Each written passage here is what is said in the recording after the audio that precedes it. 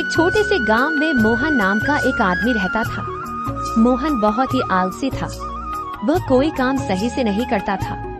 वह महीने में केवल 3 या 4 दिन ही काम करता था और पूरा महीना घर में खाली पड़ा रहता था। एक दिन वह सोचता है, इतने बड़े घर में मैं अकेला रहता हूँ। अकेले के कारण मुझे मेरे घर में भी मन नहीं लगता है। गांव के लोग कितने खुश रहते हैं। पता नहीं मेरा जीवन कब बदलेगा, क्यों ना मैं भी शादी कर लूं। मुझे अपनी शादी की बात मेरे भोगी फूफा से करनी चाहिए। फिर मोहन अपने फूफा के घर चला गया और फूफा से बोला, फूफा, मैं अब अकेले रहते रहते पूरी तरह से परेशान हो गया हूँ। मैं सोच रहा था कि आप मेरे लिए भी कोई लड़की देखिए ताकि मैं भी शादी कर सकूं। मोहन, बेटा ना तू काम करता है, सिर्फ दिन भर घर पर पड़ा रहता है। इससे कोई भी बेटी का बाप तुमसे अपनी बेटी का शादी क्यों कराएगा? अगर कुछ काम धंधा करोगे तब तुम्हारी शादी करवा दूंगा। फूफा, मैं वादा करता हूँ कि आज से मैं पूरी जी जान से मेहनत करूंगा और खूब धन कमाऊंगा। फिर आप मेरी शादी करवा देना, ठीक है? मोहन, जब तुम कामयाब हो जाओगे तब मैं तुम्हारा शादी करवा दूंगा। तब से मोहन खूब मेहनत किया और खूब पैसे कमाए। फिर उसके फूफा ने उसकी शादी करवा दी।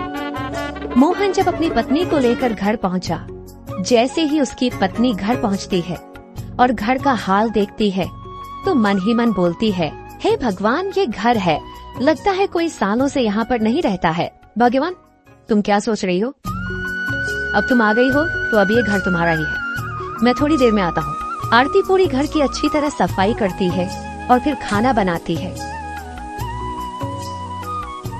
A few moments later. अपनी पत्नी के हाथ का खाना खाकर मोहन मन ही मन बोलता है, आज बरसों बाद इतना स्वादिष्ट भोजन खाया हूँ। समय बीतता गया।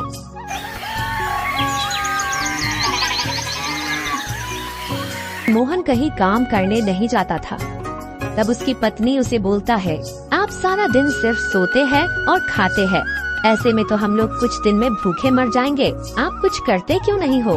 अरे भाग्यवन, मैं काम के बारे में ही सोच रहा था। आप कब तक सोचते रहेंगे? घर में सिर्फ 2 दिन का ही राशन बचा हुआ है, वह भी खत्म हो गया तो हम लोगों को भूखा रहना पड़ेगा। तुम चिंता मत करो, मैं अभी राशन का बंदोबस्त करता हूँ। इतना बोलकर वह घर से निकल जाता है। उधर उसकी पत्नी सोचती है, हे भगवान, यह आपने मेरे साथ क्या कर दिया?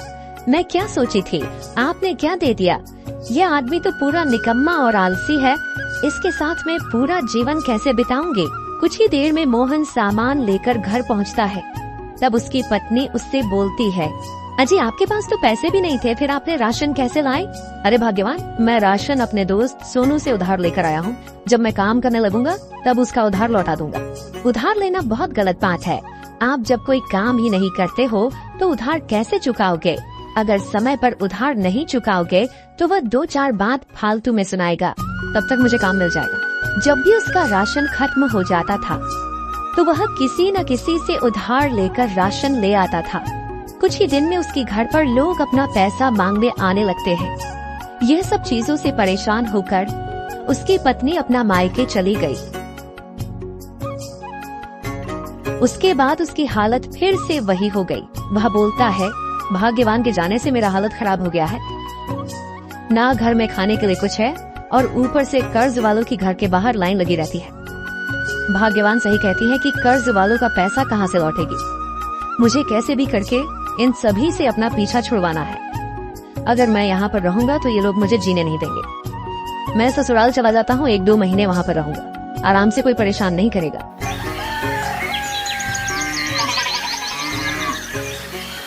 कुछ ही देर में वह फिर से अपने ससुराल की ओर चल पड़ता है।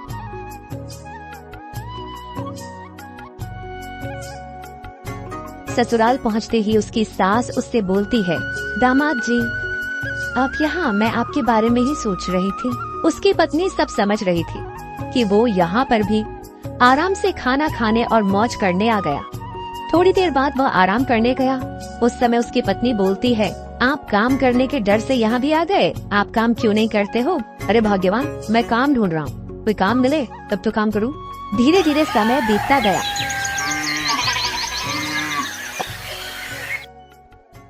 अब वह अपने सास के ऊपर भी बोझ बन गया था। तब उसकी सास बोलती है, दामाद जी, आप कब तक ऐसे बैठे रहेंगे? आप कोई काम क्यों नहीं करते हो? आप अगर इसी तरह निकम्मा पड़े रहेंगे तो कैसे आप अपने बीवी बच्चों को रख पाएंगे। इतना सब कुछ सुनने के बाद मोहन को बहुत खराब लगता है और वह मन ही मन सोचता है, आखिर सास भी तो सही ही कह रही है। मैं जहाँ जाता हूँ सब पर बोझ बन जाता हूँ। गाँव भी में भी लोग अपने पैसे मांगने आ जाते हैं। तब वह अपनी पत्नी को बोलता है, अरे भाग्यवान, चलो घर चलो। मैं घर तो आ जाऊंगी, पर आप वादा करिए आप मेहनत मजदूरी करके पूरी कर्ज उतार कर अच्छी जिंदगी जिएंगे। ठीक है, मैं वादा करता हूँ कि अब से मैं भी मेहनत करूँगा और खूब पैसे कमा लूंगा। उसकी पत्नी खुशी खुशी घर चली जाती है। तब से मोहन रोज काम पर जाता है और पैसे कमाकर सभी का कर उतार देता है और अच्छी जिंदगी जीने लगता है।